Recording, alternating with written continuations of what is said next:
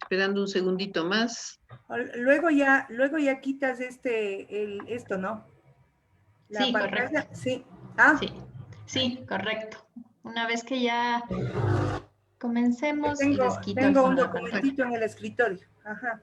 Ya, entonces, bueno, podemos comenzar.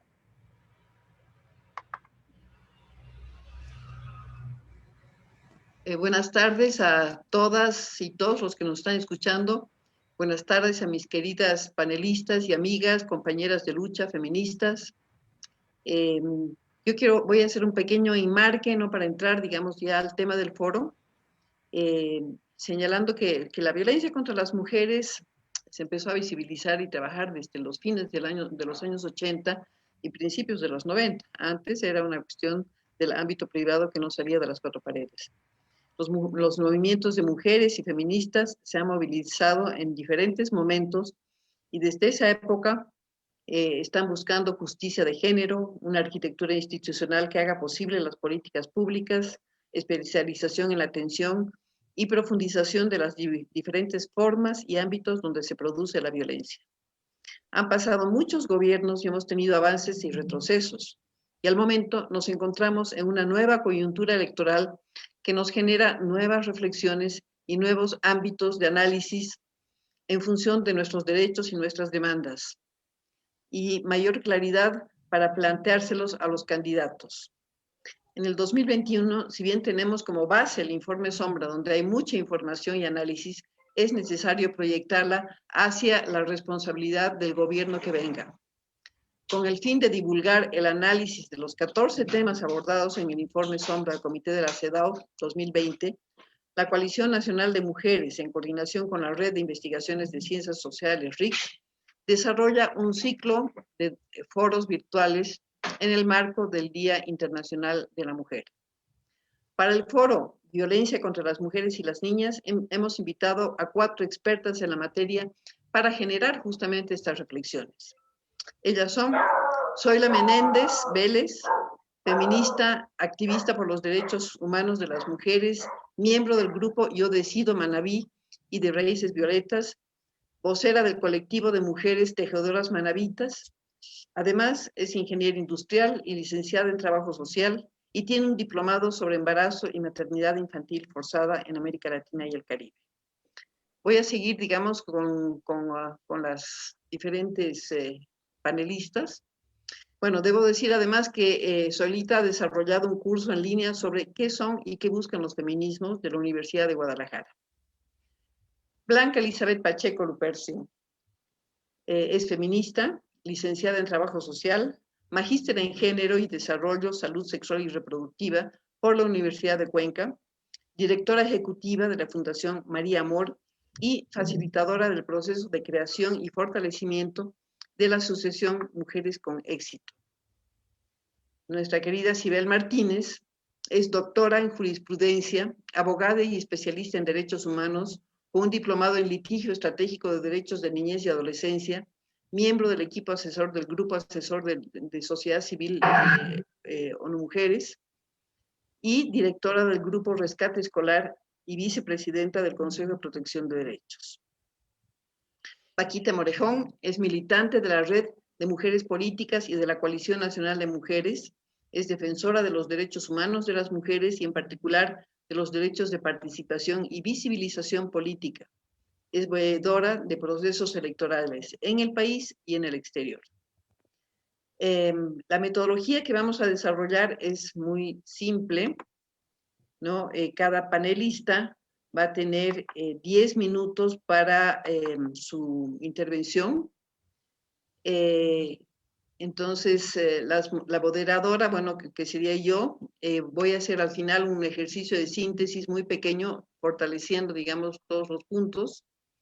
Se va a dar paso a una ronda de preguntas por parte del público asistente y también paso a que cada una de ellas cada una de las panelistas pueda responder a las preguntas que vienen del público.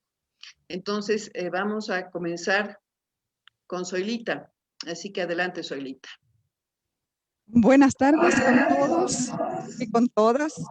Un saludo a quienes nos están siguiendo en las diferentes plataformas virtuales. Quiero agradecer por la invitación para compartir este espacio con compañeras muy comprometidas y reconocidas a nivel nacional con la defensa de los derechos de las mujeres.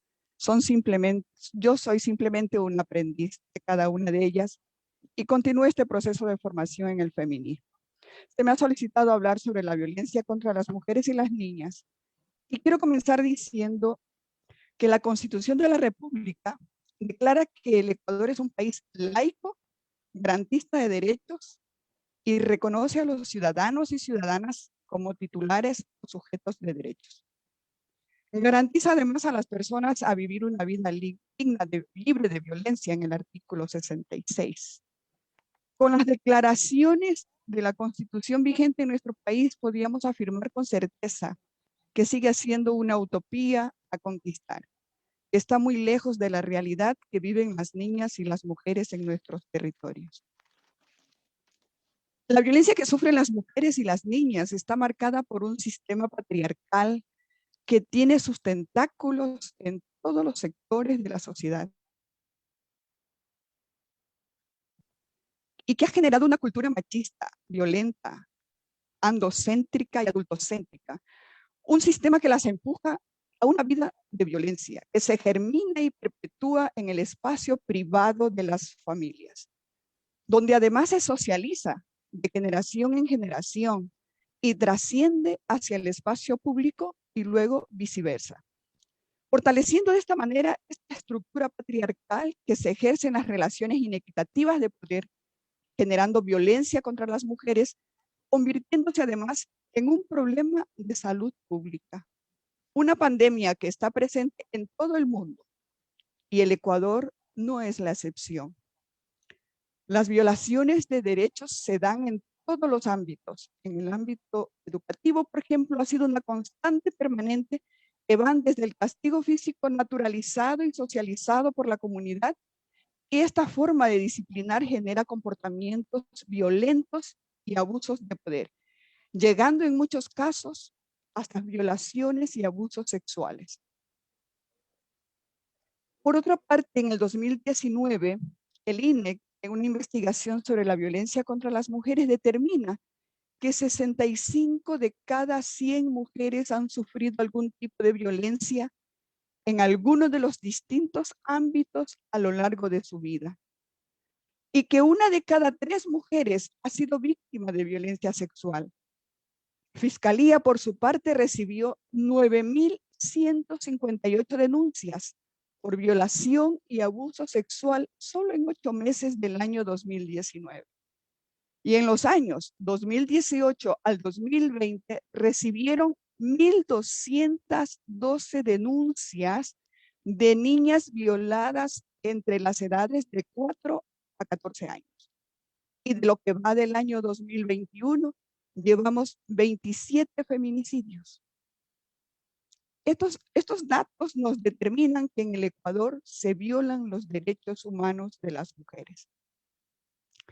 Silvia Mesa Pelufo, en uno de sus ensayos, indica: podríamos decir que existe una identidad femenina tradicional, aunque la misma ha evolucionado en algunos sectores con mayor nivel educativo, permitiendo a las niñas pensar en otras posibilidades de construcción de su subjetividad, pero que se sigue manteniendo en nuestras sociedades y que ha cobrado mucha importancia a partir de los últimos años a raíz de las campañas desarrolladas por algunos sectores religiosos y conservadores que propugnan por un regreso a los roles y a las familias tradicionales.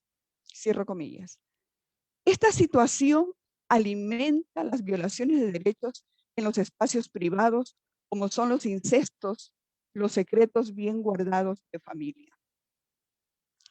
Por lo tanto, a más del enfoque de género, se debe analizar la problemática como un enfoque interseccional y ver que las niñas y mujeres de hogares y familias que se ubican dentro de los quintiles de pobreza más bajos son las que sufren mayores discriminaciones, violaciones de derechos y abusos sexuales, las cuales viven en situaciones de hacinamiento, sin acceso a una educación que les permita conocer y acceder a redes de apoyo que puedan convertirse en contenedores de las violaciones de derechos en los sectores de mayor vulnerabilidad. A pesar que el Estado ecuatoriano ha ratificado convenios y tratados internacionales para prevenir y erradicar la violencia contra las niñas y las mujeres, como son el Comité de la CEDAW, el Comité de Derechos del Niño y de la Niña, Comité de Derechos Humanos, Comité de Belén do Pará, entre otros, de fiel cumplimiento para los países que la suscriben, pero contrastan con la realidad que viven las mujeres en el Ecuador. No obstante, las mujeres seguimos en pie de lucha.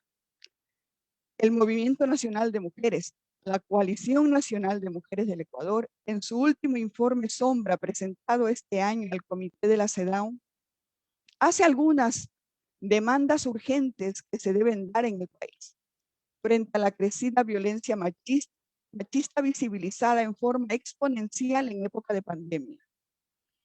Entre otras, se determina que el cumplimiento de la ley orgánica integral para prevenir y erradicar la violencia contra las mujeres es parcial.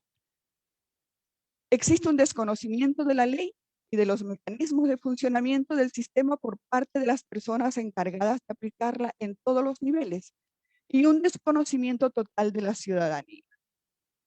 El eje de prevención es débil y el de reparación casi nulo.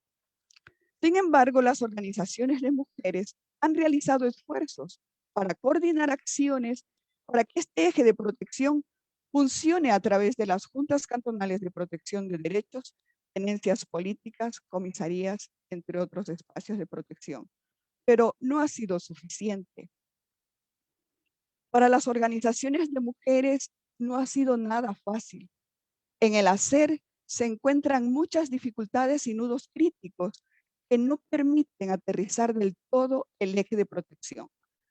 Y con un agravante más, algunos gobiernos autónomos descentralizados, cantonales, no priorizan el funcionamiento del sistema de protección, suprimiendo o moviendo partidas presupuestarias de las juntas cantonales de protección de derechos y de los consejos cantonales de protección de derechos. Algunas autoridades subestiman y normalizan la problemática de la violencia machista que viven las mujeres y las niñas. En consecuencia, es urgente que el sistema de prevención y erradicación de la violencia de género, que lo conforman 22 instituciones, cuenten con el presupuesto suficiente y necesario y pueda articularse para generar las políticas públicas de prevención y erradicación de la violencia contra las mujeres y las niñas. 3 años tiene de vigencia la LOIP, esta ley de la cual hablamos. Este gobierno no ha asignado los recursos necesarios suficientes para que se convierta en una herramienta fundamental para prevenir muertes de niñas, adolescentes y mujeres. Los femicidios son prevenibles. Las víctimas no son números, no son cifras frías que alimentan las estadísticas. Son seres humanos. Las víctimas y sobrevivientes son personas con proyectos de vidas que se truncan, pero los gobiernos de turno han realizado todo lo contrario. Se recorta presupuesto, se recorta personal en una forma indiscriminada. Frente a esto, irónicamente, es una manera de evaluar, pues diríamos, tan importante somos las mujeres para los gobiernos de turno. Por otro lado, a pesar de que existen 5 recomendaciones del Comité de expertas de las Naciones Unidas, entre las cuales se encuentra una recomendación específica de la CEDAW en el 2015, respecto a la necesidad de despenalizar el aborto en caso de violación en Ecuador, esto no se ha cumplido. Lamentablemente, no se ha logrado despenalizar al menos aborto por violación, siendo una deuda pendiente que tiene el Estado ecuatoriano con las mujeres. Es evidente que en este país las violaciones de derechos tienen rostros de niñas y mujeres de los sectores de los quintiles de pobreza más bajos. Esto no significa que estas violaciones no se den en otros estratos sociales, pero son ellas, las niñas y las mujeres de todos estos sectores que se debaten entre la pobreza, el hambre, la orfandad, servicios básicos no satisfechos, hacinamientos, deserción escolar, abandono de padres, presencia de consumos de sustancias psicotrópicas, lo cual pone en riesgo su desarrollo integral, viviendo en constante vulnerabilidad. En consecuencia, el Estado es uno de los mayores violadores de los derechos de las niñas y de las mujeres en este país. Es oportuno elevar nuestras voces frente a los próximos comicios electorales de la segunda vuelta para elegir al presidente de la República. Es necesario que los dos candidatos pongan sobre la mesa esta otra pandemia que algunos no quieren ver. Perdón por la interrupción. Decía que es necesario que los candidatos pongan sobre la mesa esta problemática, esta otra pandemia que muchos no quieren ver. Que el compromiso no sea electorero, populista, ni para captar un sector de la población y llegar al poder. Debe ser un pacto fiscal, ético y político, serio y responsable, que asegure la inversión pública para la prevención de las violencias de género contra las mujeres y las niñas, que la palabra dada sea cumplida y que se despojen de todos los prejuicios, dogmas y creencias religiosas para que las decisiones y la voluntad política surja en beneficio de todos los sectores de la población, sin discriminación ni juicios moralistas religiosos que atentan a los derechos humanos. En resumen y para concluir, se hace necesario volver la mirada hacia esos sectores de mayor pobreza de la población. Y desde la sociedad civil, desde el colectivo de mujeres Tejedora Manabita, del cual soy su vocera, desde la Coalición Nacional de Mujeres del Ecuador, alzamos nuestras voces para decir que necesitamos un Estado responsable, ético y laico, que asuma este compromiso como imperativo de la democracia, el desarrollo, la justicia social, la economía redistributiva, la corresponsabilidad parental y la integridad de las mujeres y las niñas, hasta que la dignidad se haga costumbre. Muchas gracias.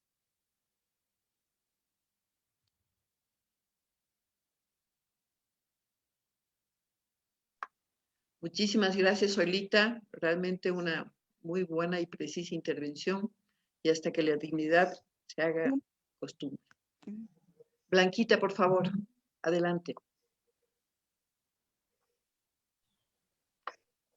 Muchísimas gracias, compañeras. Para mí un gusto poder compartir estos espacios y justamente ir aportando también a esa identificación de cuáles son los elementos que hacen que la violencia no desaparezca y que más allá de hacerlo se haya incrementado de manera alarmante y que de alguna manera esté como en el imaginario social su naturalización, su invisibilización, que nos da como resultado los casos precisamente dolorosos de violencia y de femicidio que nos acompañan y que no precisamente es para sentirnos orgullosas y orgullosos en nuestro país. Quiero iniciar la intervención hablando o reafirmando más bien lo planteado sobre qué es la violencia. Y si no la ubicamos como una grave violación de los derechos humanos, no creo que podemos avanzar. No creo que podemos avanzar en la medida que es necesario hacerlo. ¿Y por qué planteo el tema de la violencia como un problema de derechos humanos? Porque esta violencia está instaurada en la propia estructura que vivimos en nuestro país.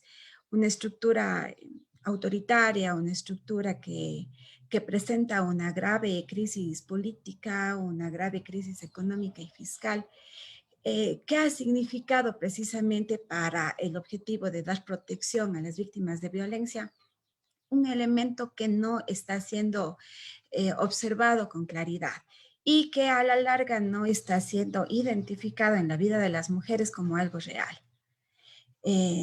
Nuestra legislación, la misma ley de erradicación, de prevención y erradicación de la violencia, está claramente identificando cómo brindar esta protección a las mujeres en situación de violencia, a las niñas y adolescentes en situación de violencia.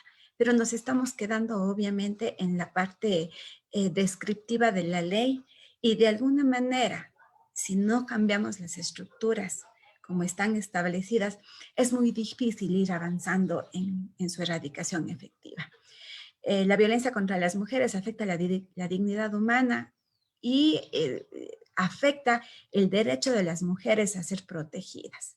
Y justamente cuando se preparaba este evento, yo reflexionaba sobre cuál es el sentido y cómo estamos identificando la protección a los derechos, la protección a la vida, justamente a la vida digna de las mujeres, que históricamente hemos sido discriminadas y que hoy por hoy la violencia está mucho más instaurada que antes. Evidentemente, cuando hablamos de protección, tenemos que hacer la reflexión sobre cuáles son las libertades fundamentales que deben ser protegidas.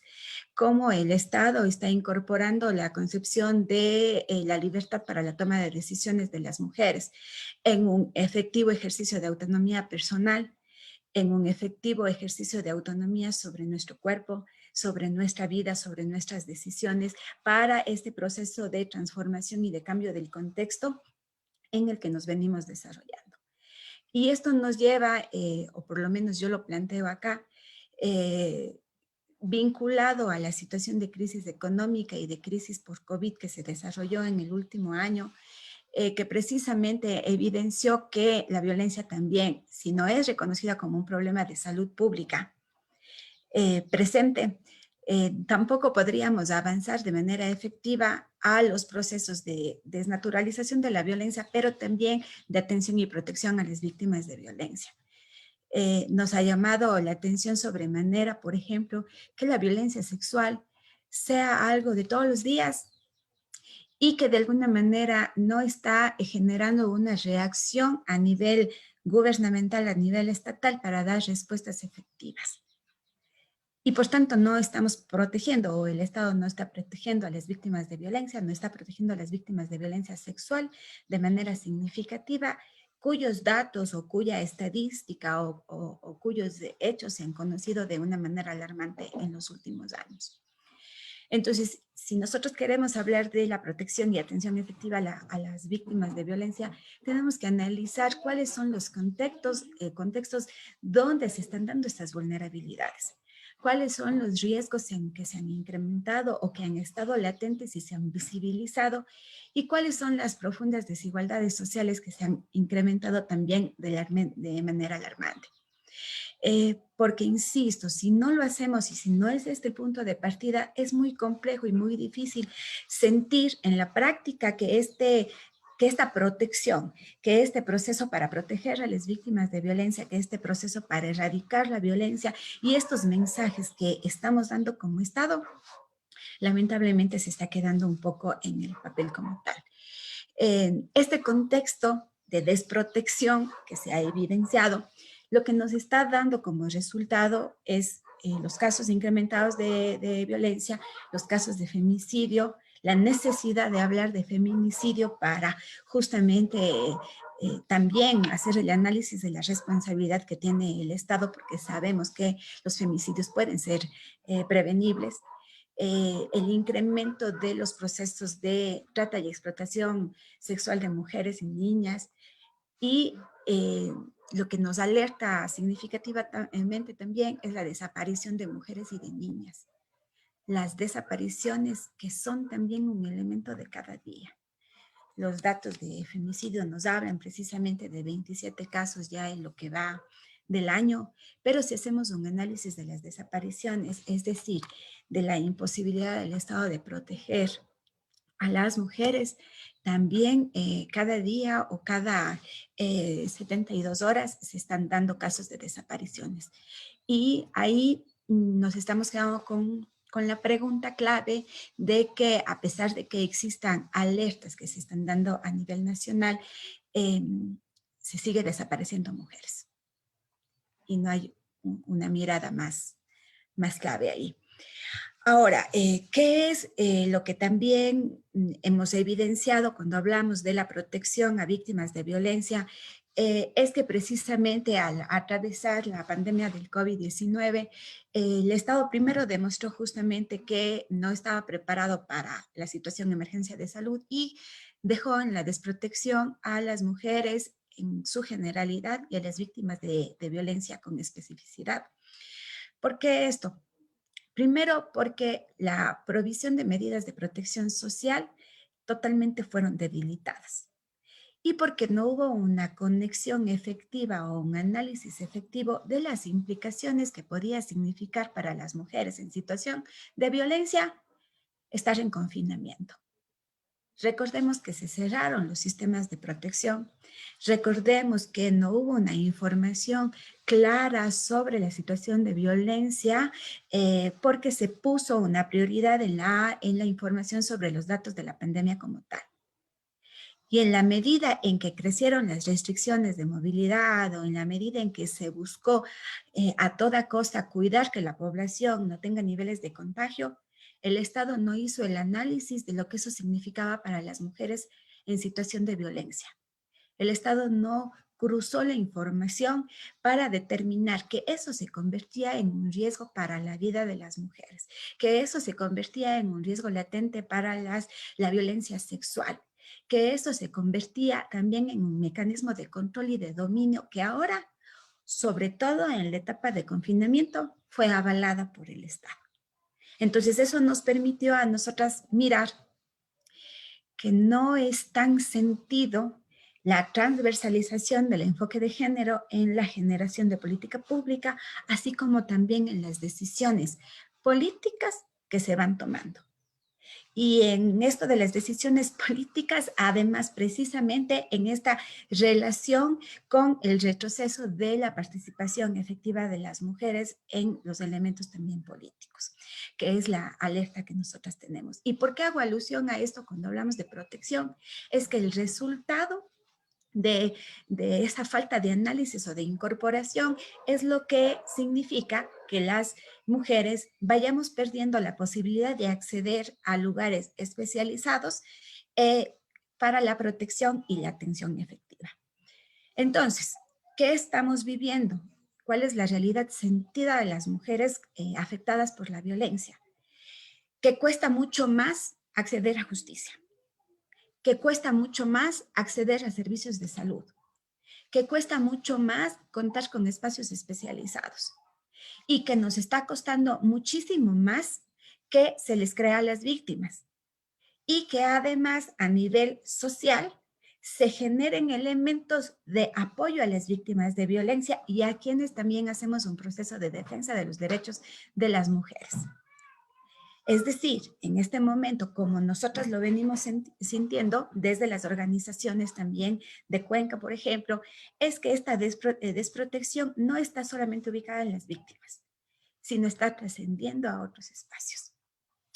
Obviamente, los procesos, y nosotras entendemos que hay los esfuerzos para que los procesos sean ágiles y de auxilio inmediato, hemos sentido que si no hay un ejercicio de exigibilidad de las organizaciones, no se avanza.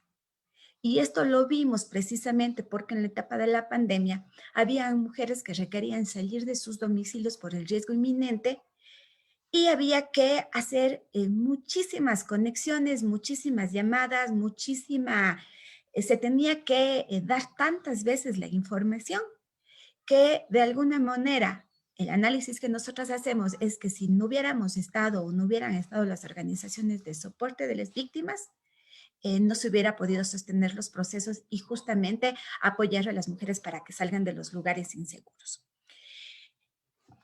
En este contexto, en este marco, nosotras creemos, y también con relación precisamente a los elementos del informe que se ha presentado, ¿qué es lo que nosotras planteamos? En concreto, nosotras exigimos al Estado y exigimos a sus representantes y también, ¿por qué no?, exigimos a quienes en este momento van a iniciar este proceso electoral que realmente se planteen transformaciones estructurales Y esta transformación estructural tiene que ver con el contexto o esta estructura capitalista, patriarcal, racista, que se mantiene en esencia. Porque si no hacemos planteamientos para transformar esa estructura, los niveles de crisis, la vulnerabilidad, los elementos de riesgo para las mujeres o para lo que no es, para las personas que no somos consideradas como valoradas, va a incrementar los elementos de riesgo y los elementos de violencia. Creemos que es fundamental una acción efectiva del Estado, pero efectiva del Estado para erradicar la violencia contra las mujeres. ¿Pero qué se supone que tiene que ver con esto? Los planes, las políticas, la normativa institucional y los presupuestos suficientes. Y estos presupuestos que permitan una amplia cobertura y que no tiene que ver con iniciar en cada espacio algún elemento para dar respuesta, sino fortalecer y determinar con un análisis de lo que pasa en nuestro territorio, los espacios donde debe fortalecerse y ampliarse la atención a víctimas de violencia. Porque la problemática de la violencia está en todo el territorio. Si bien la encuesta nacional nos da unas provincias donde existe mayor índice identificado, eso no significa que en otros lugares no exista la violencia, sino que precisamente la tarea es que estos planes, al contar con una normativa efectiva y un presupuesto suficiente, pueda llegar de mejor manera a las mujeres. Y esto obviamente tiene que estar en el ámbito público y también con ese proceso de cuál es la corresponsabilidad también de los espacios y de las empresas privadas, ¿no? Cuánto también están integrando estos elementos de análisis y de visibilización del problema de la violencia para dar respuestas efectivas. Y esto nos lleva a la tarea pendiente que tenemos y que tiene como Estado, es lo que estamos hablando de reparación integral para las mujeres víctimas de violencia, sus hijos e hijas. Y yo me refiero al tema de la reparación integral porque el elemento que se está dejando fuera, y nosotros lo sentimos así porque creemos que no hay una conexión mucho más efectiva con las víctimas de violencia, son los elementos que permitan garantizar la autonomía económica de las mujeres. Nosotros no podemos hablar de protección a las mujeres, de atención y protección a las mujeres, si no consideramos los elementos de autonomía. Porque lo otro es dejar en la desprotección precisamente a las mujeres. El acceso a los bienes, a los servicios de las mujeres y una autonomía de nuestros cuerpos son elementos claves y fundamentales donde que si todo se analiza y todo cruza este análisis que esperamos que haga el Estado, ahí podemos hablar no solamente de la protección pensada en un espacio o un lugar para darle soporte a la víctima, sino que las mujeres en nuestra diversidad podamos sentir que el Estado nos está protegiendo. Muchísimas gracias. Hasta ahí mis aportes. Muchísimas gracias, Blanquita, desde Cuenca. Creo que es bien importante tener esas tus palabras por la experiencia que también tienes en todo el trabajo que hace en la Casa María Amor. Ahora, Sibelita, damos paso a Sibel, que tiene que hacer una exposición sobre violencia sexual en el ámbito educativo. Muchas gracias, Lizy. Voy a compartir pantalla, si me lo permiten. Solamente un segundito. Espero que sea esto. Sí.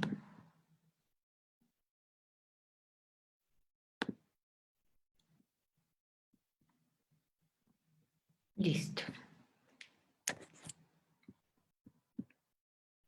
Esta tecnología. Estoy compartiendo pantalla, ¿sí la ven, no? Sí la vemos. Ah, perfecto, gracias. Bueno, yo me voy a referir al informe sombra que presentamos a la CEDAW sobre violencia escolar. Y para hacerlo, voy a remitirme a julio del 2017, en donde se creó la Comisión Especializada AMPETRA en la Asamblea Nacional, como una respuesta a estas graves vulneraciones de derechos que se dieron respecto a temas de violencia sexual cometidas en el espacio educativo. Yo creo que el 2017 nos dejó a todos como sociedad boquiabiertos, ¿no? Frente a esta situación tan grave en donde la escuela dejó de ser un lugar de referencia y donde nos dimos cuenta, algo que muchas de nosotros ya sabíamos, y es que hay peligros también en este entorno. Y entonces la comisión reportó haber registrado más de 4.584 casos de denuncias de abuso sexual en escuelas y colegios.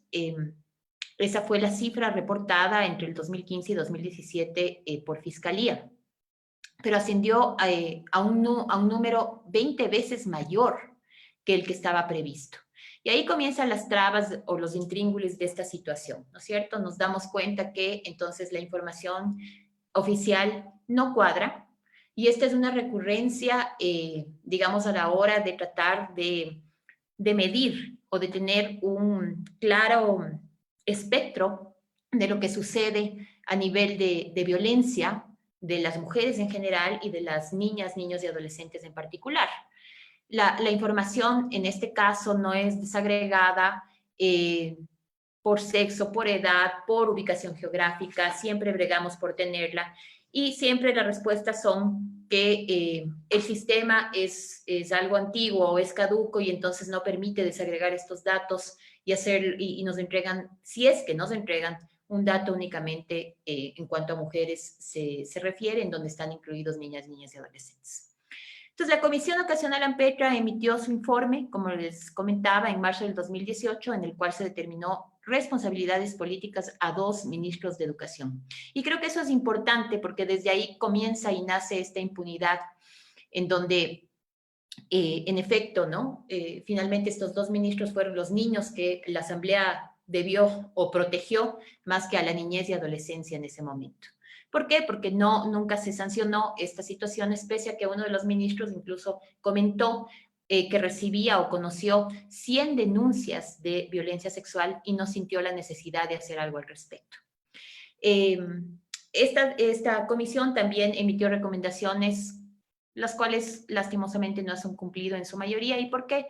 Porque en efecto este informe no es vinculante. Y esa quizá es una de las falencias también, ¿no? ¿De qué sirve hacer este estilo de informes si a la hora de la hora no pueden obligarse a través de los mismos a que las entidades cumplan el fin deseado? Yo pongo siempre rostros detrás de la violencia y lo pongo así porque siempre hay, como bien decía Zoilita, no es una fría cifra, siempre detrás de estas cifras hay un niño, hay una niña, hay un adolescente o una mujer padeciendo, ¿no? 3 de cada 5 estudiantes han sido víctimas de actos violentos en la escuela. Esta cifra corresponde aproximadamente a 1.400.000 niños, niñas y adolescentes. 23% de estudiantes de entre 11 y 18 años han sido acosados. El 10% de niñas de entre 5 y 11 años o de niños también son golpeados por sus maestros, mientras el 26% de adolescentes de entre 2 y 17 años recibe disminuciones de notas como castigo, ¿no? Cuando no los obedecen. El 10% de estudiantes de entre 11 y 18 años refirió haber sido víctima de ciberacoso. Aquí un paréntesis, no tenemos cifras para que nos pueda llegar a establecer una realidad que es quizá un secreto a voces en la sociedad y que tiene que ver con la violencia digital y sobre todo la violencia sexual digital que hoy, tras la pandemia, se han disparado, ¿no? Esos datos no tenemos y son importantes porque además es en la escuela en donde también se sufren, ¿no? Entonces el ciberacoso debería ser visto como un problema educativo también. El 20% del total de las víctimas de acoso escolar que pensaron en quitarse la vida tenían entre 11 y 14 años. Y ahí también abrimos otro problema grave, que es el suicidio en niñas, niños y adolescentes, en donde además en las escuelas ha existido este suicidio en avalancha, ¿no? Donde un niño decide o una niña decide suicidarse y hay algunos otros que hacen lo mismo dentro de las mismas escuelas. Y de esto nada se habla al respecto. Ya en temas de violencia sexual en el espacio educativo, se han reportado o se han registrado más bien 10.616 noticias de delito, es decir, no necesariamente pasaron en el sistema educativo, pero se conocieron ahí. De estas 10.616, 3.593 corresponden a hechos cometidos en el sistema educativo. Y ahí hay una diferencia con el dato que les di arriba respecto a fiscalía, y vemos cómo las cifras no cuadran, ¿no? Que es muy importante tener digamos, tener este dato, porque si no cuadran las cifras, si no podemos saber respecto a estos temas de violencia en general, no solamente en el sistema educativo, ¿cómo vamos a prevenir y atender estos flagelos, ¿no? Entonces, primera pedido, diría yo, tener una información clara a este respecto en cuanto a violencia o vulneraciones se refiere. Hay recomendaciones. En nuestro informe hemos colocado algunas de ellas. No colocamos la de Human Rights Watch, que es el último informe que se dio respecto a la violencia en el sistema educativo, porque salió después de nuestro informe. Pero hablamos de las recomendaciones del Comité de Derechos del Niño, como de la sentencia de la Corte Interamericana de Derechos del caso Paola Guzmán, que no es una recomendación, ¿no? Es una obligación que debe ser acogida por el Estado. Y ahí recordar que los niños, niñas y adolescentes tienen derecho a desenvolverse en ambientes sanos, seguros, libres de violencia y con igualdad de oportunidades, y por supuesto la escuela no es la excepción a esta regla. ¿Qué dijo el Comité de Derechos del Niño respecto a la violencia sexual? Primero, el comité, en su quinto y sexto informe, análisis de los presentado por el Ecuador, en efecto, dijo primero que estaba muy preocupado por la cantidad de violencia sexual que sufren, en especial las niñas. Y cuando encontró y notó que esto se exacerbó en el sistema educativo, pidió que se introduzcan procesos de selección y verificación de antecedentes para todos los profesionales y todo el personal que trabaja con niños, niñas y adolescentes, tanto en las escuelas públicas como privadas. Pidió también que se aceleren los procesos judiciales, ¿no? Y que se realicen investigaciones de oficio. Y eso es muy importante. Y ahí también volvió a solicitar que efectivamente se recopilen datos desglosados por edad, ubicación geográfica, nacionalidad y condición étnica. Finalmente, que se garantice la reparación y la compensación, ¿no? De las niñas en caso de violencia sexual, es decir, que se garantice que continúen con sus proyectos de vida, algo que todas sabemos hasta el día de hoy no se ha visto materializado, tanto en mujeres como en niñas. Las recomendaciones que hacemos son integrales. Aquí es importante otra vez recalcar que la mirada a la hora de prevenir o de proteger a la niñez y la adolescencia tiene que ser una mirada integral, holística. Y entonces, todas estas recomendaciones son vistas sobre la base de esta visión de que a la niñez hay que protegerla continuamente, ¿no es cierto? O sea, no se agota únicamente en un momento de su vida, sino efectivamente todo el tiempo. Y sobre esa base, en la Asamblea Nacional se están realizando, en ese momento se estaban reformando dos leyes, ¿no? El Código de la Niñez y la Adolescencia y la Ley de Educación Intercultural. Hoy sabemos que la Ley de Educación Intercultural efectivamente pasó del segundo debate y está en manos del Ejecutivo. Y ahí, importante recalcar que hay todo un capítulo trabajado sobre prevención, atención y reparación de la violencia escolar con mecanismos específicos, en donde además, por ejemplo, se prevé ya la posibilidad de sancionar a los colegios cuando no cumplen estas consignas o estas normas. Eso es importante porque recuerden que uno de los hechos que molestó muchísimo a la sociedad, y con toda la razón, es que ningún colegio fue cerrado pese a la negligencia con la que actuaron a la hora de proteger a los niños. Entonces, los permisos de funcionamiento, si existe reincidencia, podrían ser anulados. Y el Código de la Niñez y la Adolescencia, en donde se ha abierto un debate bastante amplio, yo digo técnico, y vuelvo a repetir que la mirada tiene que ser integral, no solamente enfocado a un hecho, aunque ahí también se ha trabajado prevención, atención y reparación de la violencia. En donde efectivamente se está trabajando el tema del aborto. No es en este momento mi competencia hablar de eso, pero sabemos, y todas coincidimos, que es imprescindible despenalizar el aborto por violación. A la Secretaría de Derechos Humanos se le hizo varias recomendaciones, en donde se pidió que se realice un diagnóstico especializado bajo estándares internacionales en materia de manejo de datos, de información estadística sobre la situación de los derechos de los niños, niñas y adolescentes, entre otros temas, ¿no? Voy a decir uno porque son varias recomendaciones, pero quizá los más importantes. Al Ministerio de Educación, en efecto, también se le pidió, por ejemplo, que incremente el personal DESE. No puede ser que hasta el día de hoy se tenga un psicólogo por cada 1000 estudiantes. Un psicólogo para cada 1000 estudiantes efectivamente no van a saber siquiera qué es lo que está pasando con las niñas del país. Garantizar que los procesos de selección, tal como lo dijo el Comité de Derechos del Niño, sean idóneos, ¿no es cierto? Y que se garantice que no existan ofensores sexuales. Algo que tengo que destacar y que se me pasó, pero es importante comentar, es que nunca se investigó esta pluriofensa que se dieron en el sistema educativo, en donde nos hizo pensar con claridad que podían haber redes de pederastía y pornografía infantil. Los niños que fueron violentados sexualmente en las escuelas, muchos de ellos primero fueron violentados varias veces por un solo ofensor o varios ofensores disfrazados de autoridades o disfrazados de docentes, quienes los filmaban.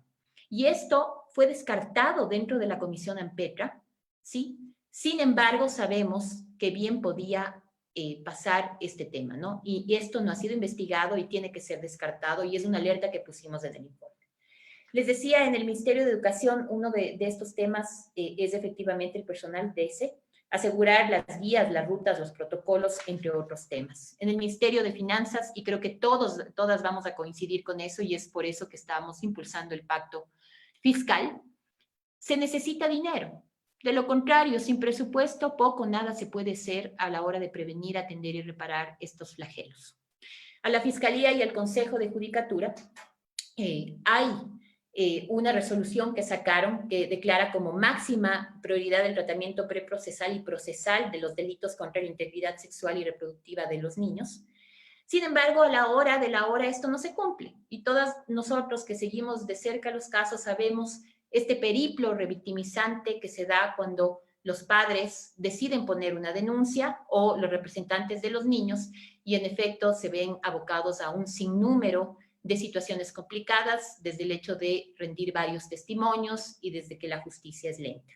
Entonces, importante también capacitar a estos operadores de justicia en temas de niñez y adolescencia. Sí, no puedo dejar de hablar de la sentencia de Paola Guzmán, que marcó un hito y es un parteaguas de nuestra historia, seguramente, como todas sabemos, y además, ¿no es cierto?, es el primer caso de violencia sexual en el ámbito educativo en el que falla la Corte Interamericana y crea estándares para proteger a las niñas de la violencia sexual en toda la región. Una sentencia histórica, sin lugar a dudas, además que fue un litigio feminista, lo que hay que rescatar también, ¿no? Y es explícito en señalar que los estereotipos de género son perjudiciales y por lo tanto se deben emprender acciones inmediatas para erradicarlos en la sociedad. Otras cosas que destaco de la sentencia es que a través de esta se evidencia la resistencia del Estado ecuatoriano a tomar conciencia respecto de sus deberes de proteger, asistir, garantizar el acceso a la justicia. Yo diría actuar con debida diligencia en el ámbito educativo. Y esto de la debida diligencia está contenido o está contemplado en la ley orgánica, en las reformas a la ley orgánica de educación intercultural ahora. Así que ojalá haya el suficiente criterio para poder aprobar. A través de este fallo histórico, los estados de la región y especialmente el Ecuador debe optar por medidas necesarias, para prevenir y sancionar la violencia del espacio educativo. Importantísimo impartir educación sexual y reproductiva. Y todavía seguimos teniendo esa cruzada pro derechos que se niega a la posibilidad de que este método de prevención, porque también debe ser visto así, de la violencia sexual, a través del cual los niños pueden conocer sus derechos, su cuerpo, ¿no es cierto? Y efectivamente sus derechos sexuales y reproductivos se dé en las escuelas del país. Sin embargo, esto también está contenido en la Ley Orgánica de Educación Intercultural. Se destaca además el fallo de la Corte Interamericana porque, como les decía, esta importancia de erradicar estereotipos de género en contextos escolares y judiciales. Y la necesidad, que todas sabemos, de empoderar a las niñas y adolescentes para garantizar que crezcan y se desenvuelvan en ambientes libres de discriminación, de modo que ellas sean quienes impugnen, ¿no?, esta cultura patriarcal. Yo simplemente quisiera terminar con una frase que es muy importante y que nos debe, y no solamente a nosotras, sino más bien a los candidatos, ¿no es cierto?, a pensar que efectivamente la violencia, sea cual fuera la razón que pretenda justificarla, siempre tiene un grado mayor de perversidad cuando son nuestras niñas quienes las hacen. Y entonces es ahí cuando se justifica toda acción a efectos de prevenir, porque nada sacamos atendiendo estas formas de violencia. Ojalá tengamos la suficiente sensibilidad de parte de los candidatos para hacer suya todos estos pedidos, sobre todo el presupuesto, y poder hacer la diferencia en la vida de las niñas. Gracias, Lizy. Muchísimas gracias, Sibelita. Realmente esta es otra de las formas de violencia que se manifiesta diariamente y que todavía no tenemos respuestas, ¿no? Hay muchas similitudes, ¿no?, entre lo que es la violencia contra las mujeres en general y lo que es la violencia contra las niñas y adolescentes en particular, aunque, como tú dices, ¿no?, es mucho más fuerte, ¿no?, lo que pasa en las niñas y adolescentes. Ahora, entonces, muchas gracias, Paquita, nuestra Paquita, ¿no?, para que trabaje sobre el tema de violencia política. Buenas tardes, queridas amigas, muchas gracias la oportunidad de participar en estas jornadas por las mujeres y las niñas en el Ecuador en el marco del 8 de marzo. Comenzaré reconociendo que desalentar la participación política de las mujeres es socavar sus derechos civiles y políticos, y uno de los mecanismos empleados con este fin es la violencia política, que constituye también una violación de los derechos humanos, que coloca a las mujeres en niveles de subordinación, que amenaza la igualdad de género y la construcción de instituciones democráticas sólidas y resilientes.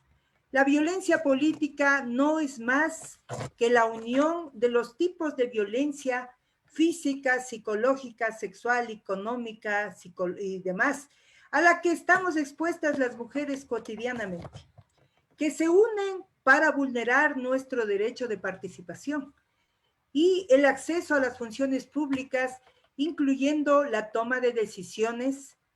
Hoy en día se reconoce universalmente, como todas sabemos, a la violencia contra las mujeres como la peor forma de discriminación y que constituye una afrenta a la igualdad y que trasciende lo que es más penoso en todos los sectores sociales.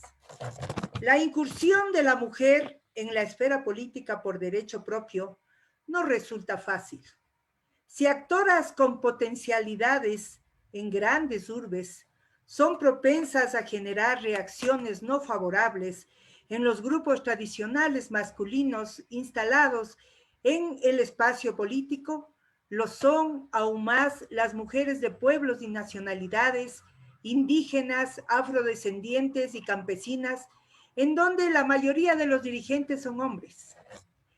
Las actitudes hostiles desaniman y desalientan la participación y la promoción de liderazgos, reduciendo la garantía de igualdad de oportunidades. A pesar de tener normativa expresa, no solo para lograr la paridad, sino también para prevenir y erradicar todo tipo de violencia que enfrentamos las mujeres y que nos dejan en la indefensión, debilitando en su totalidad al sistema democrático en el Ecuador. La aprobación de las reformas al Código de la Democracia en el 2019 planteó un escenario positivo para la participación política de las mujeres. Y aunque los resultados a estas reformas las valoraremos cuantitativa y cualitativamente en el año 2025, es necesario recordar que los aspectos más importantes tienen que ver con el encabezamiento de listas, la paridad en los binomios presidenciales, la cuota del 25% de jóvenes en las listas pluripersonales, la promoción e inclusión de pueblos y nacionalidades con medidas de acción afirmativa. Se incorpora en estas reformas la violencia política basada en género, que plantea sancionar acciones de discriminación y violencia, incumplimiento de la paridad y la inclusión, entre otras cosas. Mas, a pesar de estas reformas, los resultados obtenidos están muy por debajo de las expectativas que teníamos. Esperábamos que por voluntad política los partidos vayan asimilando lo que sus asambleístas aprobaron en la reforma al Código de la Democracia. No fue así. Tuvimos una única candidata a la presidencia y 9 candidatas a vicepresidencia cuando había 17 partidos inscritos para terciar en esta campaña electoral.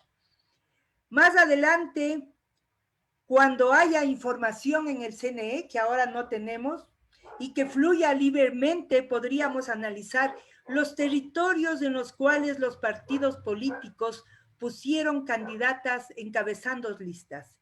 Y ojalá, queridas amigas, me equivoque, pero mi teoría es que por cumplir la obligación del 15% que les insistió en la transitoria de la ley, de la reforma a la ley, inscribieron mujeres primeras en listas en lugares donde su partido no tenía fuerza.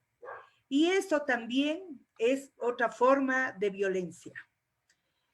Tomando los datos del estudio de ONU Mujeres, en el informe Sombra señalamos que el 58% de las personas que ejercen violencia política contra las mujeres en su diversidad son actores políticos.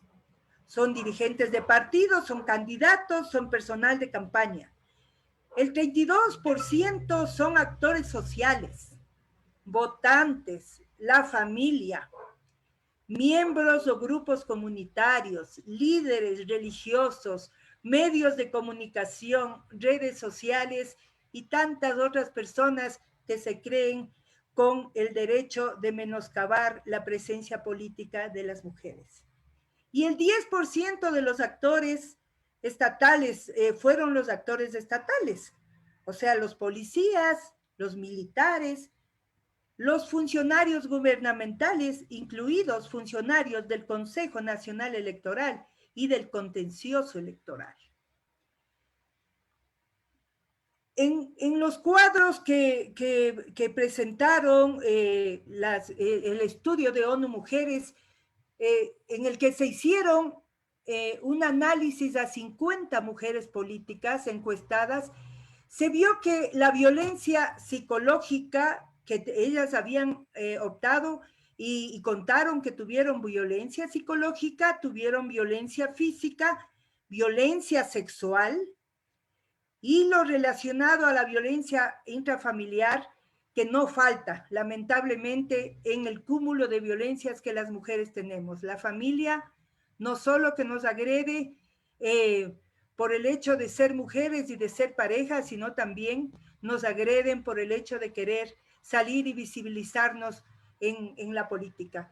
El 66% de estas mujeres, de las 50 mujeres, del 66%, dijeron que eran discriminadas, ridiculizadas y descalificadas. Es el porcentaje más alto en cuanto a violencia psicológica. Pero también hubo un 8%, que es el mínimo, en los que están los ataques a la integridad y sanción moral a las mujeres políticas en el ejercicio de su cargo. Decirles, por ejemplo, que las mujeres están en ese puesto porque dudan de la relación íntima que tenían con los jefes de los partidos o con los ministros o con quienes les pudieron ayudar, pues es una violencia terrible contra su integridad y la sanción moral que ejerce esto es pues muy grave. En lo relativo a la violencia física, el 30% de las 50 mujeres indicaron que sus familias o sus equipos de campaña recibieron ataques o daños personales. Un 8% indica que recibió amenaza de muerte o intento de asesinato, pero un 14% fueron víctimas de golpes o lesiones que aparentemente no quisieron serlo de acuerdo con algunos dictámenes que tiene el contencioso electoral. En cuanto a la violencia sexual, compañeras, el 16% recibió todo tipo de acoso o insinuaciones sexuales y un 4% de estas 50 dice que fueron agredidas en forma de violencia sexual con contactos físicos inapropiados. En lo relacionado a la violencia intrafamiliar se observa que el 16% de estas mujeres manifestó haber sido víctima de hostigamiento y de vigilancia por parte de miembros de su familia de qué es lo que estaba haciendo cuando decía que iba a hacer proselitismo. Un 8% experimentó control de sus recursos económicos y destrucción de objetos y bienes propios en el momento de la DIRA. Y un 4% recibió amenazas de abandono, divorcios o la prohibición de ver a sus hijos. En otro aspecto también, la Corporación Participación Ciudadana hizo un análisis indicando que desde el 2019-2020 y lo que va hasta febrero del 2021, en las redes sociales se contempló 7.822 mensajes o tweets agresivos en contra de las mujeres. Y en este se verificó que el porcentaje más grande correspondía, el 43.04%, a la violencia política orientada a la cosificación de ser mujer, seguido por un 36.93% de la violencia política desvalorizante por el rol de ser mujer. Mas hay también mediciones sobre violencia política gráfica, violencia política por etnia, violencia política por rol de género y violencia política por clase social. El Observatorio de la Participación Política de las Mujeres ha venido monitoreando la violencia política de género de lideresas nacionales, provinciales y cantonales desde el 2019. También lo hizo con las candidatas a las elecciones para el 2021, desde el 31 de diciembre del 2020 hasta el 7 de febrero, día de las elecciones del 2021. Las mujeres reciben agresiones a través de redes sociales, de Twitter, de Facebook y de memes en cadenas y grupos de WhatsApp. De acuerdo a los resultados de estas mediciones, las mujeres son agredidas por circunstancias de su vida privada y doméstica. Son acusadas de no tener mérito para ingresar a la política y llegan a ciertos espacios por su relación con hombres poderosos e influyentes. Cuando intentan visibilizar las agresiones, son acusadas de débiles y les dicen que la política es un espacio para fuertes. También encontramos debates interminables sobre su apariencia física, sobre la ropa que usan, dejando de lado sus decisiones y acciones en el cargo político. Los caudillos de las organizaciones políticas siguen creyendo que ellos son los dueños y que tienen la potestad de dar o no espacios a las mujeres. Los binomios presidenciales y sus propuestas de gobierno así lo demostraron. No hablaron poco o casi nada sobre los derechos de las mujeres. Como sabemos, compañeras, en el Ecuador tiene avances electorales significativos y fuimos pioneras en muchos de ellos. Sin embargo, no son suficientes. Necesitamos trabajar en la educación de las nuevas generaciones y en el cambio radical de la cultura política. El trabajo va más allá de las coyunturas electorales. Hay que cambiar de raíz las estructuras. Por lo tanto, aún queda mucho camino por recorrer y para contar con condiciones de igualdad real en la participación política entre hombres y mujeres. La lucha sigue porque buscamos la paridad y no nos olvidemos que desde que se aprobó la ley de cuotas, uno de los pretextos para violentarnos justamente fue el hecho de querer estar con paridad en los partidos políticos y en las listas de candidatos. Buscamos la paridad, sí, Y no solo buscamos la paridad para la postulación, que eso aparentemente ya lo vamos a tener en un 50-50 en el año 25, sino también buscamos la paridad en elección y la conformación de gobiernos paritarios. Y eso involucra un cambio social fundamental, que pasa también por cualificar nuestra presencia en la política. La igualdad en la participación política es un instrumento de construcción de ciudadanía, y de ahí que los desafíos son grandes. Lo importante creo que es seguir caminando y avanzar. A veces tenemos que avanzar 5 pasos y retroceder 10, pero esa fortaleza que tenemos las mujeres es lo que nos ha llevado a conquistar lo que hasta ahora tenemos. Muchas gracias, compañeros. Muchísimas gracias a todas. Realmente yo creo que ha sido una buena conversación que ha permitido ver desde diferentes ángulos lo que ocurre con la violencia contra las mujeres, ¿no? Es decir, violencia contra las mujeres y las niñas, más o menos en general, violencia, el tema de acceso a justicia y acceso a protección, también es otro tema que se ha tocado, violencia en el ámbito educativo de niñas, niños y adolescentes, y lógicamente violencia política, que sí está absolutamente relacionada con los diferentes ámbitos en donde se dan las violencias de todas, ¿no? Es decir, y yo creo que en esto hay una gran similitud y hay cosas que se conectan, digamos, ¿no? Que se repiten en cada una de las formas de violencia. Por un lado, está el tema de discriminación. Discriminación, ¿no? En cuanto, como decía, por ejemplo, Blanquita, el tema de no creer en la palabra de las mujeres. O el tema, digamos, ¿no? De esta discriminación que se da, ¿no? Por ser negra, por ser indígena, por ser pobre, ¿no? Y el tema de pobreza yo creo que es un tema recurrente. Es un tema recurrente, ¿no? Como la Paquita decía, bueno, las mujeres a nivel rural, ¿no? Tienen mucha mayor violencia política y es posible que también el tema del dinero, ¿no? Y los hombres tienen más dinero que las mujeres, sea también un factor importante para este tipo de discriminación, para este tipo de problemas que se dan y de violencias que se dan contra las mujeres. Creo que es muy importante señalar también que, que muchas de estas violencias están tan naturalizadas, ¿no? Y los hombres sienten, ¿no? Como señalaba Paquita, ¿no?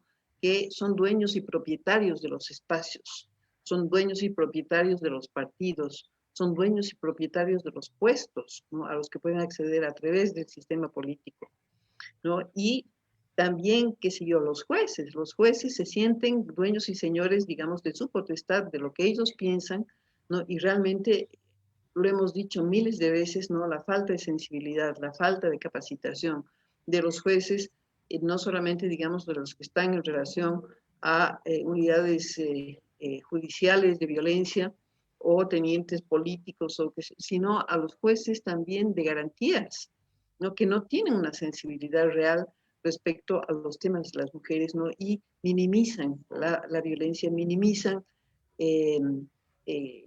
la voz, ¿no? Y en esto, y es una cuestión recurrente también, no solamente a nivel de lo que es la estadística de femicidios, la estadística del tema de violencia, la estadística en el sistema educativo, ¿no? Es recurrente la invisibilización que existe o estos datos, ¿no? Que son unos en un lado, otros en otro lado, que no dan una transparencia, ¿no? Y no nos permiten generar, como decía Sibel, ¿no? Políticas públicas, ¿no? Realmente concretas, incluso por territorios. En ese sentido, creo que una de las cosas que se señalaba, ¿no? Que hay que mirar los contextos, ¿no? De cada lugar, los riesgos, ¿no? Como señalaba también Blanquita, las desigualdades sociales y que permitan efectivamente tener un panorama mucho más claro. Yo creo que el sistema patriarcal, el sistema capitalista, ¿no? Sí están interfiriendo fuertemente, porque además es una cosa que les conviene. Es decir, el hecho de que, por ejemplo, ¿no? Solamente se dé, no sé, unos dicen el 1%, otros dicen 0,2% del presupuesto nacional para los temas de violencia, es absolutamente lógico, digamos, en esta mirada patriarcal de seguir sometiéndonos, de seguir discriminándonos, de seguir utilizándonos. Y ahorita en la pandemia lo hemos visto, la carga fundamental ha caído sobre los hombros de las mujeres. Entonces, es un sistema patriarcal, esta ideología patriarcal, que hace que las mujeres efectivamente estemos en una situación muy riesgosa, muy crítica y muy manipulable también. Esta arremetida de los antiderechos, por ejemplo, ¿no? Es absolutamente grave, absolutamente compleja, ¿no? Porque el retraer, digamos, a las mujeres a lo que son los roles tradicionales, ¿no? Con lindas palabras, ¿no? Con florcitas alrededor, realmente es quitarnos nuestros derechos, es evitar que ejerzamos nuestros derechos. Y la autonomía física, la autonomía económica son temas, ¿no? Que efectivamente, y bueno, y la autonomía en la toma de decisiones fundamentalmente son fundamentales, pero son un peligro para este sistema patriarcal. Entonces, creo que cuando ustedes señalan, ¿no? Que una de las cosas que hay que desmontar justamente es este sistema, estamos en lo correcto, y eso es ese desmontaje, ¿no? Va a evitar, ¿no? Que niñas en el sistema educativo, mujeres, amas de casa, que siguió, las mujeres adultas, mujeres de tercera edad, indígenas, que siguió, tengamos esa posibilidad de tener, como decía Solita, ¿no? Esta, que la dignidad se haga costumbre, ¿no? Creo que es muy importante, ¿no? Porque todos los seres humanos, todas las personas, nos merecemos vidas dignas. Y creo que en ese sentido, ¿no? Todo este trabajo que estamos haciendo en relación a visibilizar lo que, estas formas de violencia, estos ámbitos en los que ocurren, tienen que dar elementos a los candidatos a la presidencia de la República para que efectivamente piensen un poquito en lo que están haciendo y piensen en lo que es en la trascendencia de una transformación que efectivamente permita desmontar, digamos, este sistema, que aunque no les conviene, pero tienen que hacerlo. Y también creo que es muy importante seguir insistiendo para todas las formas y ámbitos donde se da la violencia, en los temas de presupuesto, en los temas de institucionalidad, en los temas de registro, en los temas de capacitación al personal y de selección al personal, que sea Sibel, no sé si no puede ser que se sigan contratando personas que son pederastas o que están en redes de trata. Y creo que en ese sentido es muy importante, ¿no? Que desde sociedad civil impulsemos este pacto fiscal, que no solamente es fiscal, ¿no? Sino que se traduce este pacto fiscal en que no se descarguen, digamos, todos los trabajos en el hombro de las mujeres, sino que también haya la posibilidad de que se activen los servicios, el tema de protección, de reparación, ¿no? Y no solamente para las mujeres, ¿no? Sino también para las víctimas secundarias, ¿no? De femicidio en este caso, ¿no? Para que efectivamente eso se pueda dar, ¿no? Y que realmente tengamos, ¿no? Una ciudad de mayor paz, sociedades de mayor paz, sociedades más igualitarias, sociedades libres de violencia. Yo con esto quiero dar paso a las preguntas que pueden venir, no sé si han venido, no he visto mucho. Creo que ha sido muy importante en ese sentido. Bueno, no sé si es que hayan preguntas desde el Facebook Live también que se hayan generado. Si es que me pueden ayudar, ¿no? Gabriela o Alejandra, si es que me pueden ayudar en esto.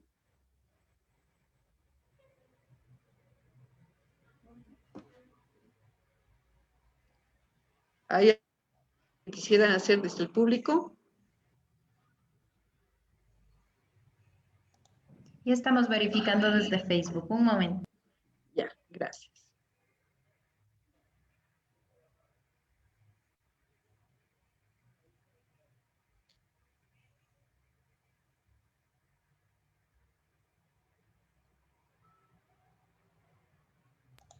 No, en Facebook no tenemos preguntas. No hay. Bueno, chicas, si no queremos, si queremos decir algo más, están en posibilidad de hacerlo. Si no, les agradecemos muchísimo. Lizzy, Sí, querida, dime, Blanquita. yo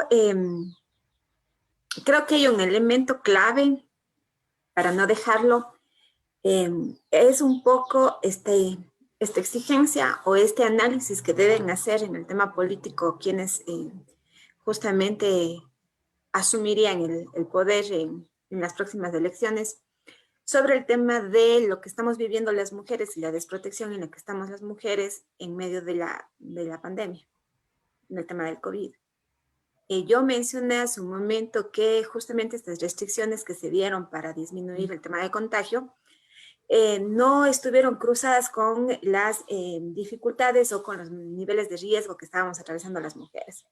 Hay que acordarnos de que ya el estado de excepción cesó como tal y lo que nosotros estamos viviendo en materia de atención y protección a víctimas de violencia es que se retornó a las prácticas anteriores donde precisamente no se garantiza la protección a las víctimas cuando alertan que están viviendo situaciones de violencia.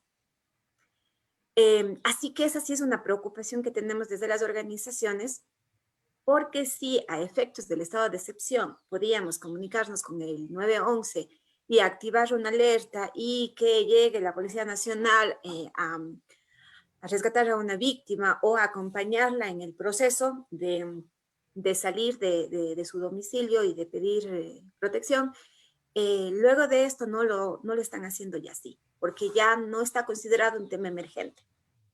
Ya no estamos en estado de excepción, ya las mujeres ya podemos transitar y ya podemos llegar y podemos pedir apoyo. Entonces, hubo un retroceso en el tema de protección como tal. Lo uno.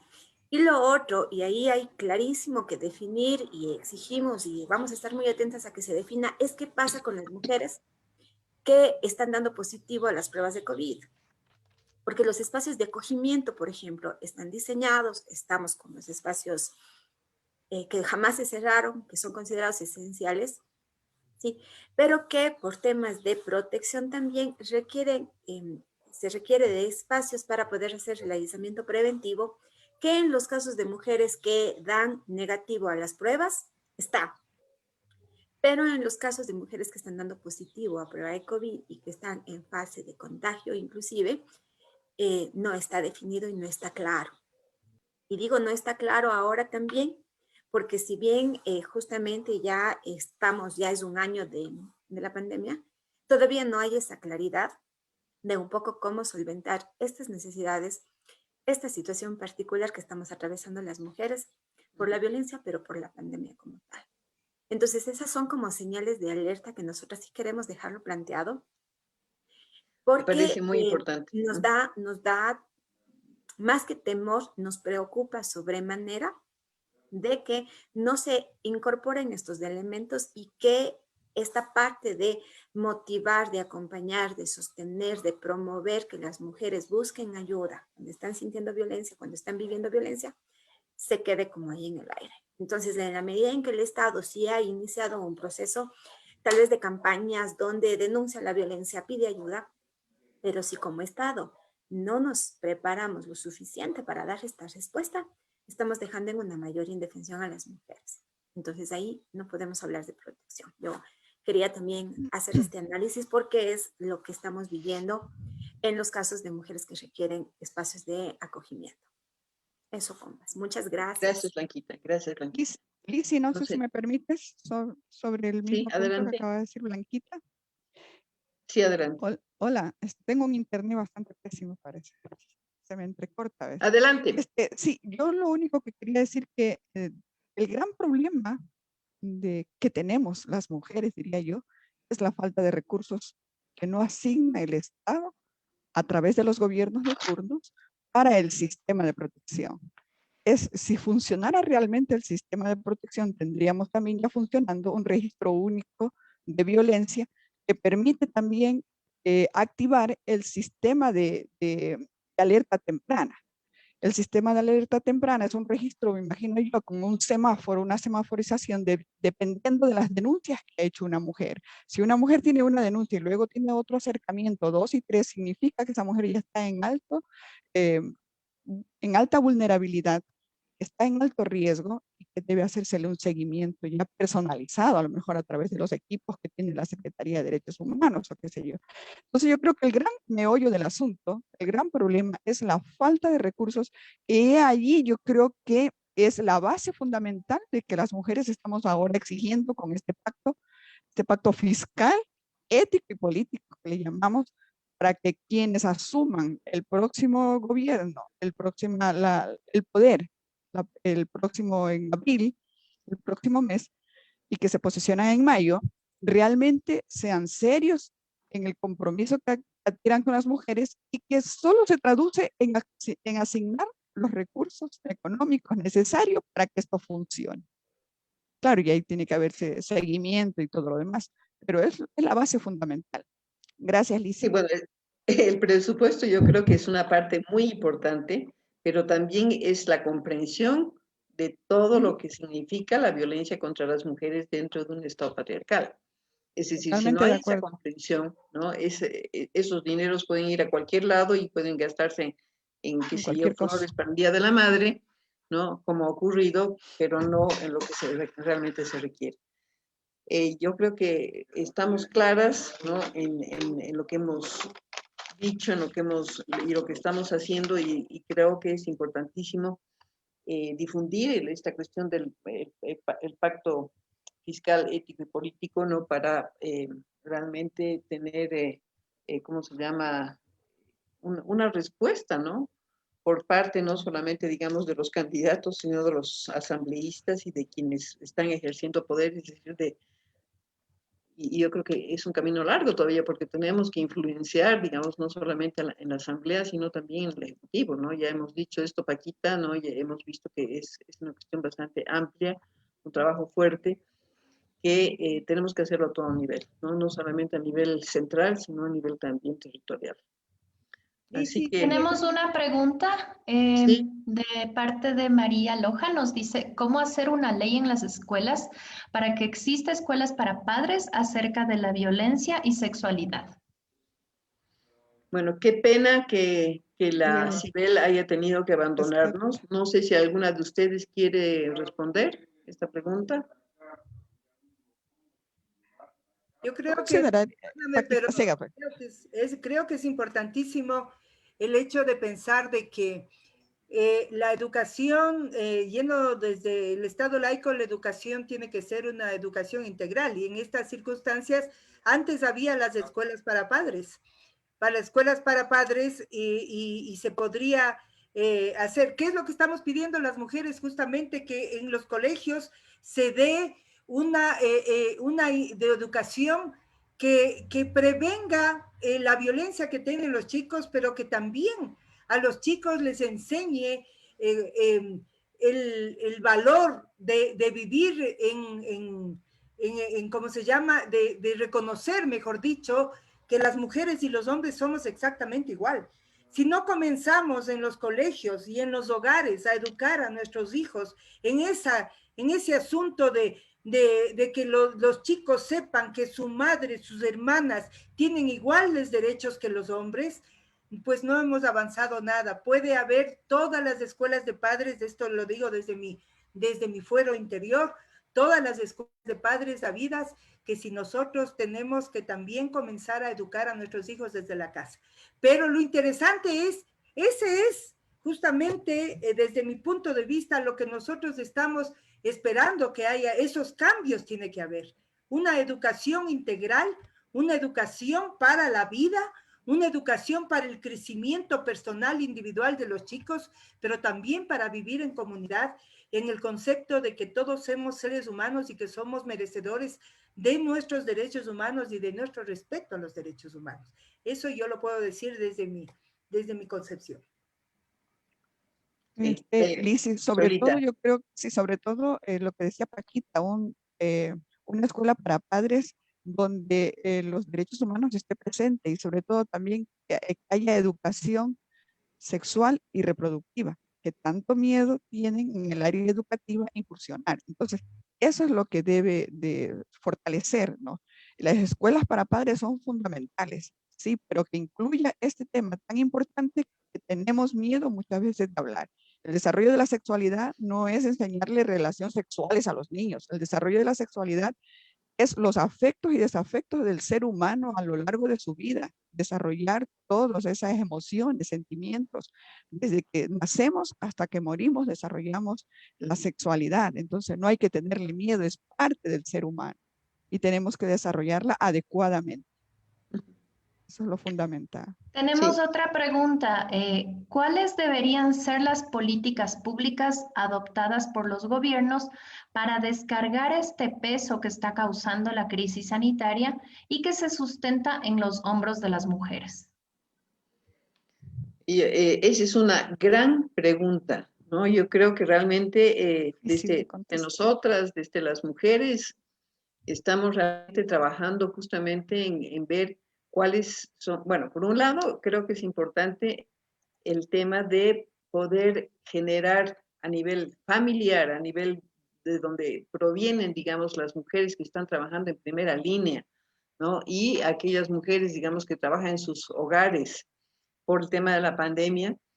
Creo que es importante el tema de la distribución equitativa del trabajo del hogar. Es decir, esa es una cosa que a nivel que se debería poder trasladar como política, ¿no? Y también como una forma, yo no sé si de prevención, pero tiene que haber, digamos, es un cambio de patrones socioculturales, es un cambio de visión en relación a lo que justamente tiene que ser eh, el trabajo de cuidado y el trabajo, digamos, en primera línea, ¿no? Que realizamos las mujeres, el 95% de es decir, de quienes están, digamos, como enfermeras, son mujeres, ¿no?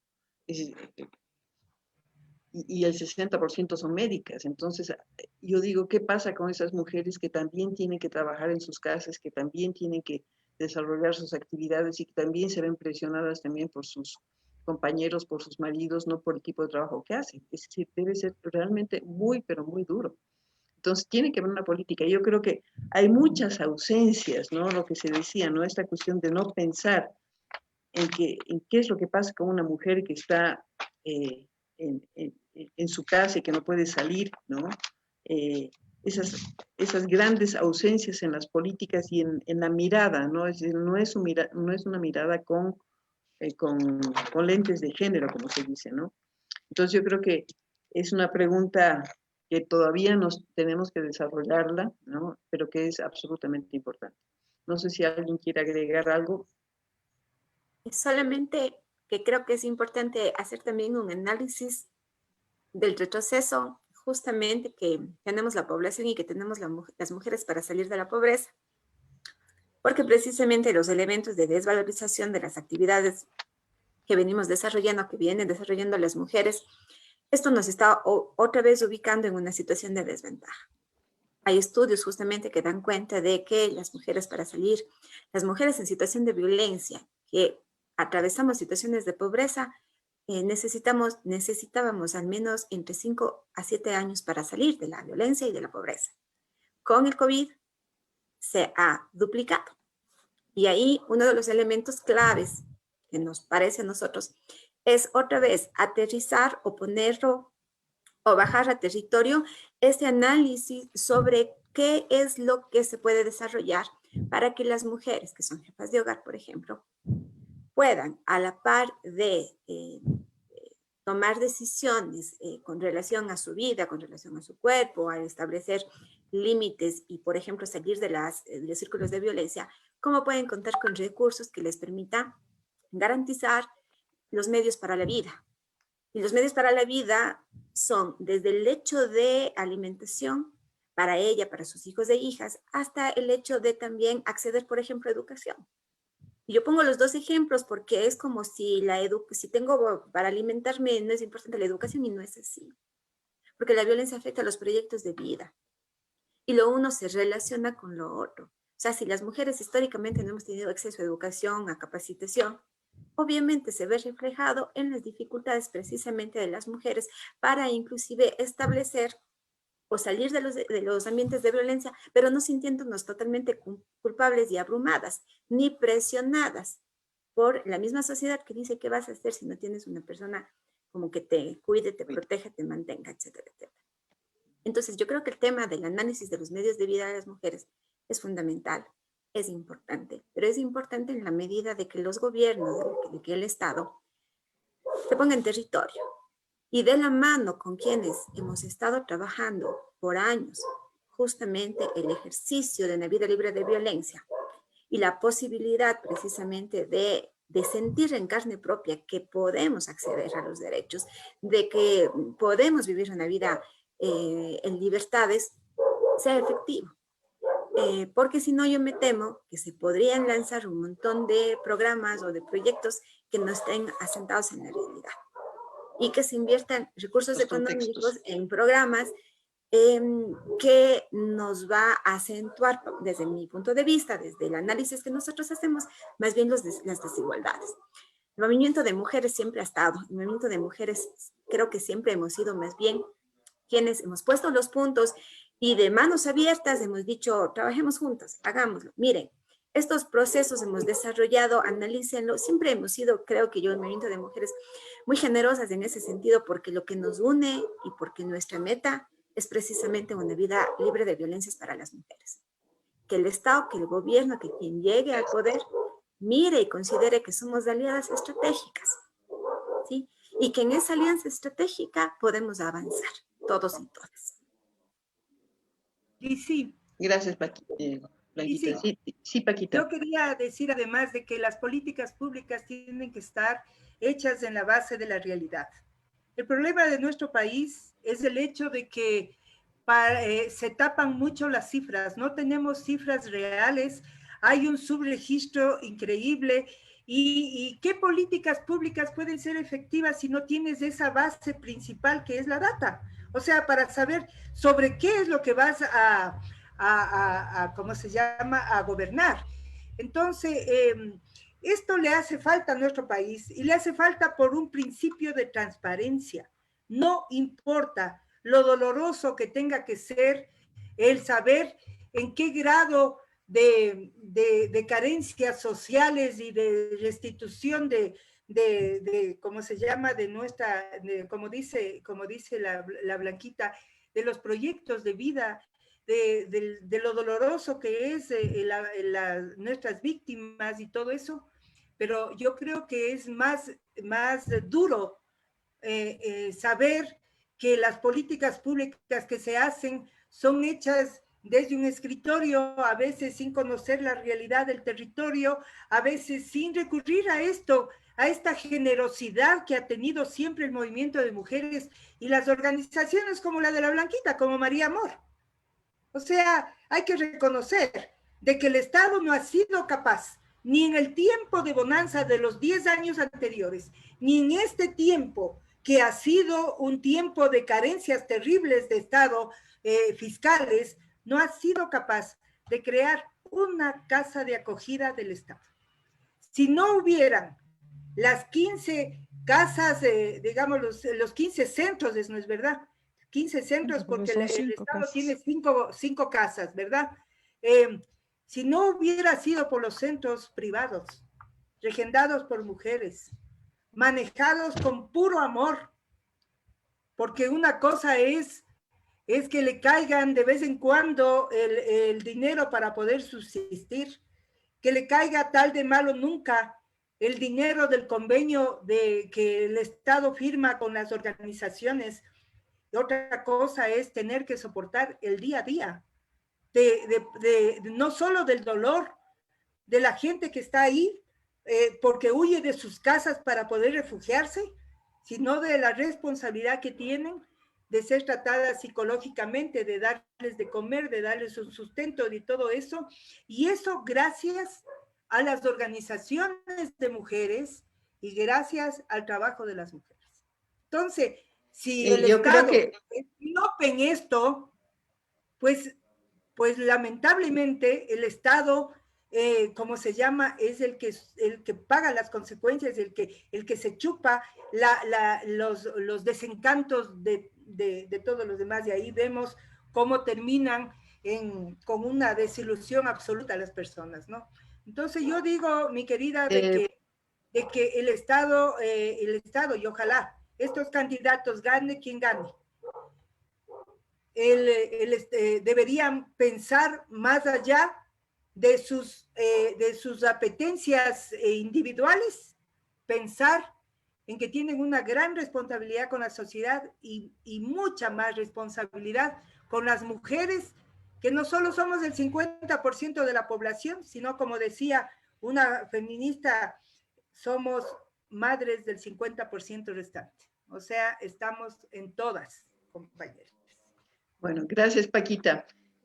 Creo que estamos llegando al fin de este foro. Creo que el tema de reparación, que es el que se ha tocado ahorita, ¿no? Es un poco el que falta, y yo creo que todavía falta muchísimo para que tengamos conciencia y para que el Estado tenga conciencia de lo que implicaría la reparación para las mujeres violentadas, para las mujeres que han sido realmente toda su vida, ¿no?, víctimas de trata, víctimas de violencia sexual, víctimas de golpes, de maltratos, de discriminación, de exclusión, de acoso, etcétera, etcétera, porque eso es realmente muy difícil de reparar. Pero en todo caso tiene que pensar en mecanismos de reparación y también en los mecanismos que deben tener los niños, niñas que son huérfanos de femicidio.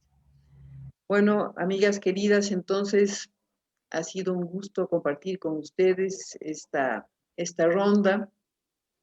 Creo que cada una ha dado lo mejor de sí.